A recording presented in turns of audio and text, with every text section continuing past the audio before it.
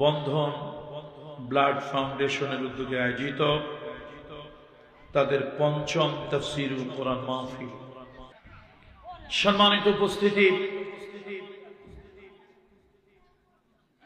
আজকের এই মাহফিলে যেহেতু সময় অনেক লম্বা হয়েছে, আমি আর ভূমিকা দিয়ে কোনো কথা বলতে চাচ্ছি না, সরাসরি কথা বলতে চাচ্ছি। তবে রাত বেশি হয়ে যাওয়ার কারণে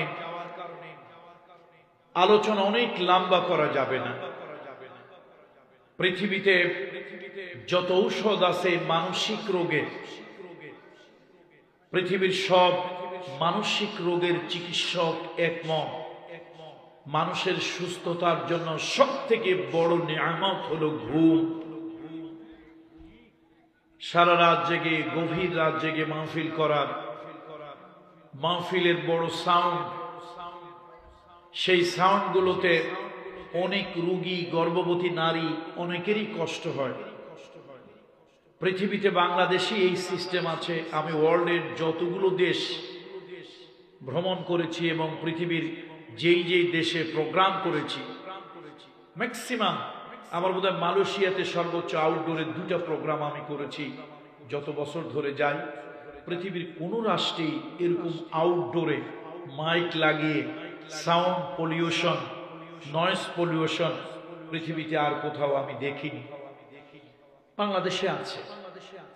তো অধিক রাত, ঘুমটা হচ্ছে ইবাদত, ঘুমটা হচ্ছে শরীরের জন্য প্রয়োজন। আমরা সারাদিন কষ্ট করি, শারীরিক মানসিক পরিশ্রম করি, ফিজিক্যাল মেন্টাল টর্চার সাফার করি। ঘুম এমন একটা নিয়ামত আল্লাহ তাআলা দিয়েছেন। আল্লাহ শান্তিতে ঘুমালে সকল ক্লান্তি, স্নান্তি, জড়তা সব দূর হয়ে যায়।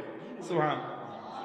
এই জন্য খুব লম্বা কথা নয়, যেহেতু আজকের মাহফিলের কনভেনার, আজকের মাহফিলের মূল আয়োজক বন্ধন ব্লাড ফাউন্ডেশন, তারা একটা ভালো সোশ্যাল ওয়েলফেয়ার মূলক কাজ করছেন, মানব কল্যাণ, জনকল্যাণ, সমাজ কল্যাণমূলক কাজ করছেন।